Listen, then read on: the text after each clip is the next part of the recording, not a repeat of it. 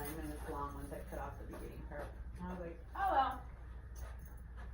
All right, thank you for being here. So I'm going to give a presentation for promoting motivation for writing, something that we struggle with a lot in our school. So motivation for writing. Writing is a process of using symbols, letters of the alphabet, punctuation and spaces to communicate thoughts and ideas in a readable form. Most importantly, writing is one of the 4 language skills that we hear all the time from ELD: listening, speaking, reading, and writing. Usually our data shows that our students are the lowest in writing. From Gambrell and Morrow, they say one of the strongest factors for having students successful in writing is the social environment in which the learning takes place, classroom climate, peer relationships, and teacher-school structure. That is their emphasis on learning as a process or as an outcome.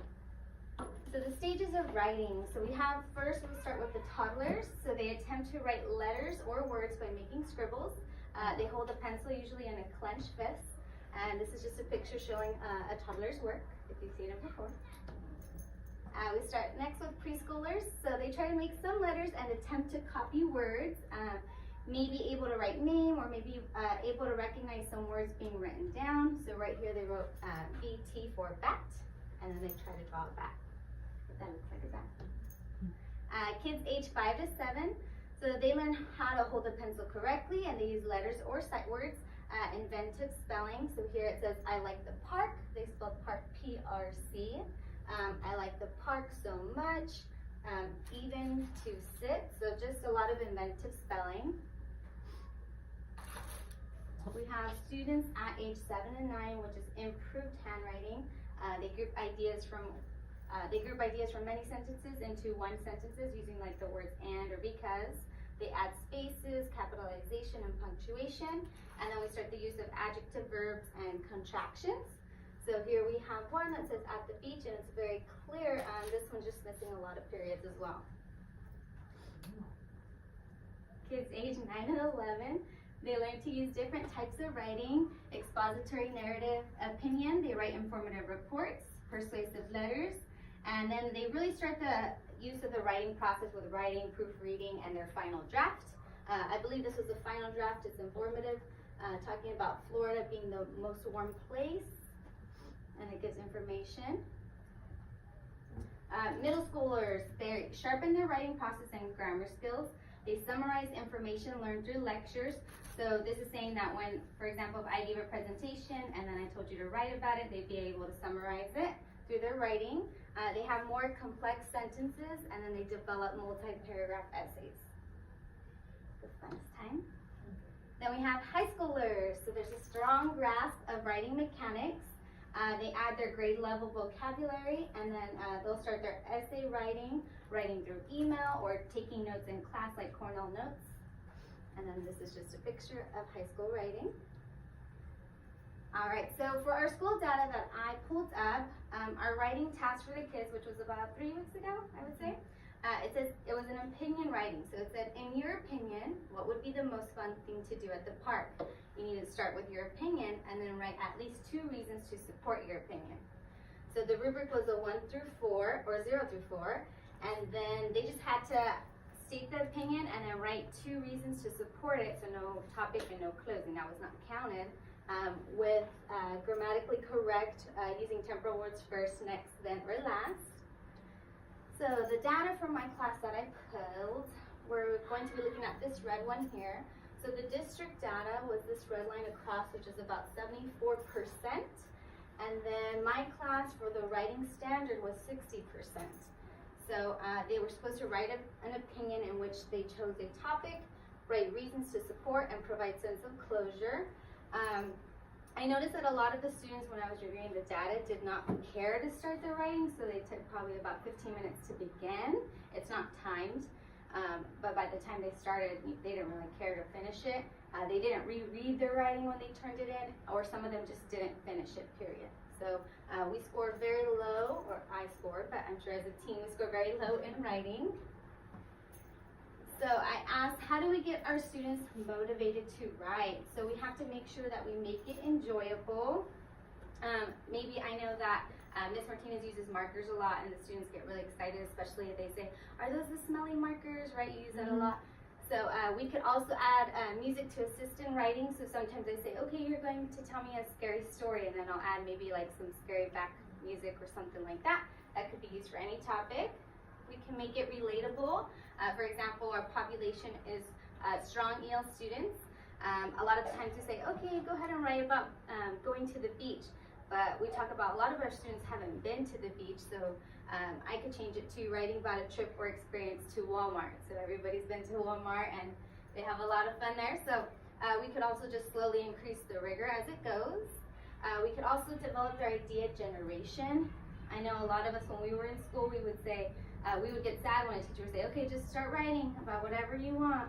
We would spend a lot of time trying to write, but we couldn't think of a topic. So maybe helping our students, meeting together in a discussion and developing ideas with them.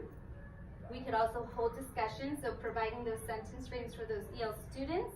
I know that I have a poster right here of opinion writing, and it's very EL friendly. It provides them a sentence frame, in my opinion, to start a lot of transition words. For my students, usually I provide them a very structured topic, and then I provide stars. It's from step up to writing, to provide reasons for their topic, and then closure at the end. So I have this poster, and I just want to share it with the team because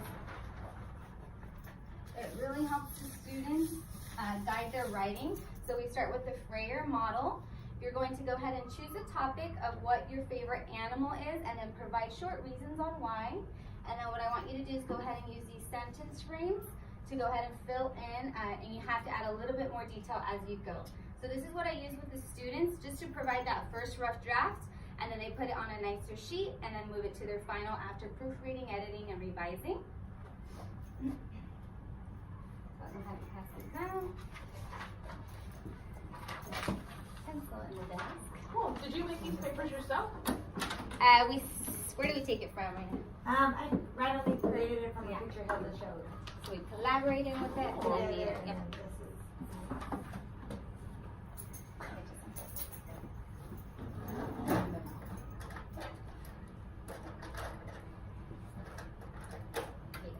Do you have a copy of that Freyer model?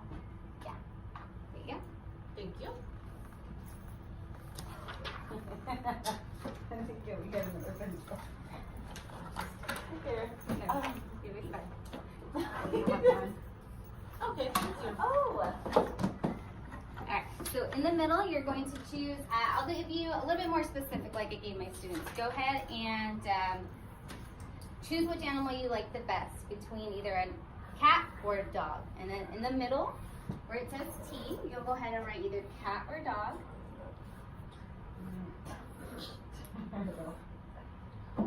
With the orange.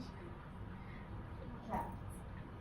Okay, and then for boxes 1, 2, 3, and 4, and you can also scaffold between. You can maybe have them just provide 2 reasons or 3 reasons. You'll go ahead and choose if you chose cat. Why do you like a cat? And these are going to be very just simple words. For example, you will just put they sleep. Don't write a full sentence, just a reason. For a dog, you could put bark, because those sentences will later be developed into your reasons down here with your sentence string. Sleep a lot. Bird. They purr.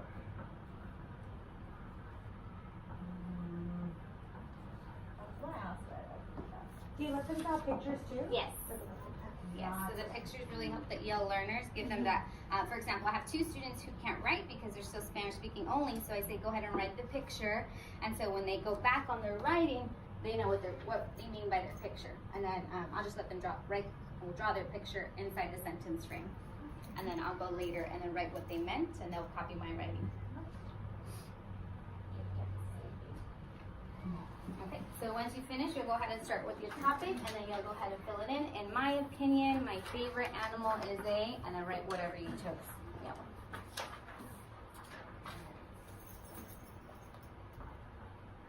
So I just have you guys fill in the top, and then, Do you have some kids that already know the sentence frame? yeah, That don't even. yeah, they won't even look at it. So that's kind of what we talked about before, was memorizing memorizing the graphic organizer that we provided. My cat.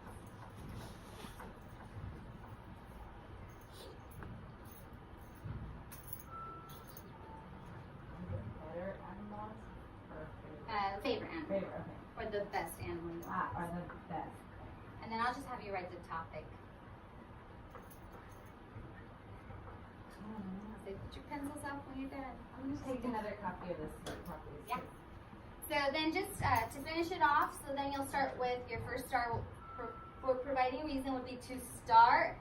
Cats are the best because, and then you're going to use number 1. They sleep a lot. And then you'll just go on and go on. Okay. All right. So further actions for getting our students motivated to write. I went ahead and put together 4 points. It's going to be meet weekly to discuss and plan further actions for writing data. So probably at our data meetings that we have every other week. Collaborate at a district level on what can be done for motivating students. Take professional development. They always give us professional development, but they never send us or anything like that to take classes for writing. And then also keeping up with the best practices for writing. So researching those and seeing what we could get for our students.